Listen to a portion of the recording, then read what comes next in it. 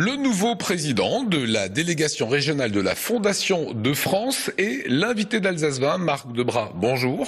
Bonsoir, merci de m'accueillir. On est ravis. On va rappeler d'abord le rôle de la Fondation de France. Alors, la Fondation de France est une fondation reconnue d'utilité publique qui a pour vocation de collecter des dons, des legs, des donations et de les redistribuer au niveau national sur des causes bien définies au niveau national qui sont l'aide aux personnes vulnérables, le développement de la connaissance, une action pour l'environnement, le développement de la philanthropie et bien évidemment agir lors de cataclysmes mondiaux style Haïti, tsunami, etc. Donc voilà. L'argent donné est remis après dans le circuit de la société, de l'humanitaire. Est-ce que l'Alsace, qui a une réputation d'être plutôt une région généreuse, est-ce que c'est toujours le cas?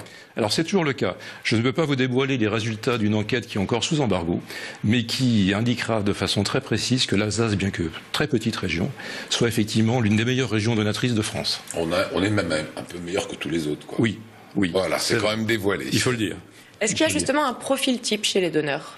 Il n'y a pas de profil type. Il y a le petit donateur qui effectivement va donner 10 €, et il y a le chef d'entreprise qui a vendu son entreprise, qui se trouve à la tête de fonds importants et qui décide pour les raisons qui lui sont propres et par philanthropie d'affecter ses fonds à une action qu'il aura définie auparavant. Voilà, il y a des gens qui n'ont pas d'héritier et qui vont choisir par exemple la Fondation de France. Par exemple, ou même des gens qui ont des héritiers et qui décident, au sein de discussions familiales, de décisions tout à fait concertées, d'affecter ces fonds à une action bien précise. En faisant un don, on veut souvent laisser quand même une trace, on veut que ça serve à quelque chose. Est-ce qu'on peut flécher son don après, voir vers quel type de manifestation humanitaire, sociale, il a été affecté?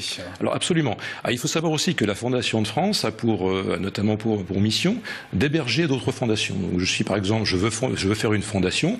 Évidemment, il y a tout un formalisme juridique qui fait qu'effectivement, et puis la reconnaissance d'utilité publique n'est pas facile à obtenir, qu'on peut se faire héberger au sein de la Fondation de France et donc effectivement flécher par ce biais les actions qu'on veut mener au sein de la fondation qu'on a hébergée sous l'égide de la Fondation de France. Donc on peut donner en disant je préférais que ça soit mis plutôt sur Absolument. Ça que sur ça. Absolument. Alors exemple, vous allez le voir en image d'un don qui a permis de financer l'achat de véhicules, ça se passe à Strasbourg, ce type de véhicule dans le cadre de programmes personnes handicapées. C'est là où part l'argent de la Fondation de France? Alors en fait, si vous voulez, l'action que vous décrivez s'inscrit très clairement dans l'aide aux personnes vulnérables et dans le cadre d'une enveloppe qui lui est allouée annuellement, la région, enfin la Fondation de France Alsace-Lorraine décide effectivement de l'affectation de ces fonds à tel ou tel projet. C'est 310 projets cette année quand même, enfin l'an dernier. Tout à fait, c'est 310 projets et c'est plus de à peu près 2 200 000 € qui ont été dépensés. Sur quels critères vous allez choisir, par exemple, les voitures qu'on vient de voir, ce projet-là?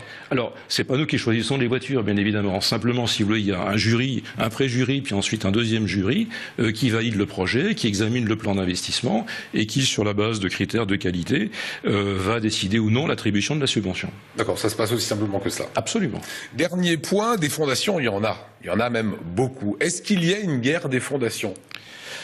Alors oui, on peut dire ça effectivement, puisqu'effectivement la Fondation de France a des concurrents qui cherchent effectivement à drainer en leur sein, comme le fait la Fondation de France, les fondations dites sous égide.